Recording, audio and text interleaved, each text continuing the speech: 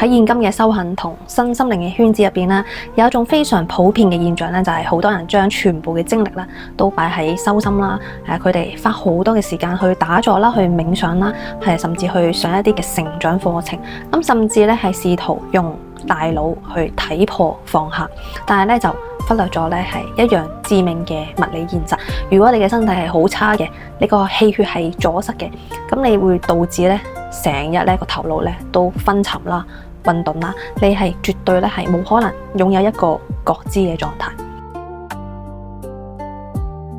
咁我哋可以將人嘅意識同覺知比喻為電腦嘅軟體，就等於係一個作業系統，而我哋嘅肉身咧同氣血咧就係呢一台電腦嘅硬體同電源。當一個人嘅身體係極度虛弱嘅，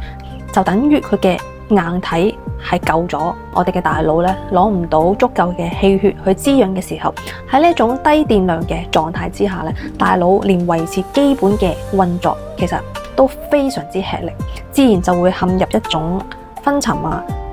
混沌啊、想瞓覺啊，又或者係冇動力嘅狀態。而喺呢一種宕機嘅情況之下咧，你要求呢部電腦去執行一啲好高級嘅嘢，例如你要好清明嘅，你要覺知嘅，又或者一啲宇宙嘅運算。其實呢種高階嘅軟體程序咧，簡直咧就係冇可能嘅事。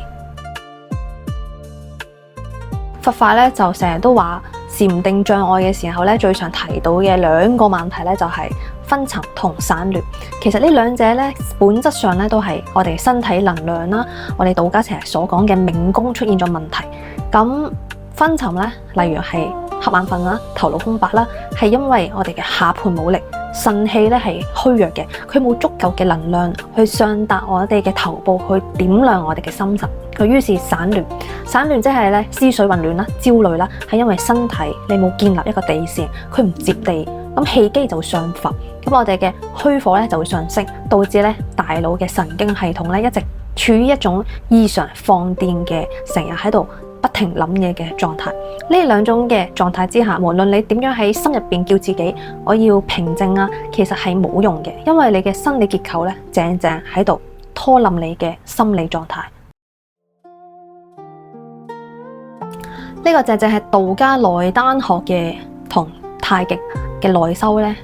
最偉大嘅地方，就係性命雙修呢樣嘢。性指緊嘅係我哋嘅心智，我哋嘅覺知力，並咧係肉身同氣血。其實古人早就睇透咗，如果冇命宮嘅支撐咧，性功咧只不過係一場空中樓閣。我哋點解要練太極，要鬆腰落胯？點解要打通呢個大小周天？因為當你嘅身體嘅結構係順暢咗啦，你嘅氣血唔再堵塞喺我哋嘅胸腹，而係化為先天一氣，源源不絕嘅直達我哋嘅頭頂，就係等於練氣化神嘅時候，你嘅大腦咧就會得到最頂級嘅能量滋養。呢個時候，你嘅眼睛會變得好明亮同銳利，你嘅頭腦咧會有一種好似被冰水洗過一次嗰種清涼嘅通透感。所以咧，唔好再諗住妄想去拖住一副好疲累啊、阻塞僵硬嘅軀殼咧，去追求一啲高維度嘅開悟。若果我哋嘅身體差，絕對係會影響我哋嘅思緒。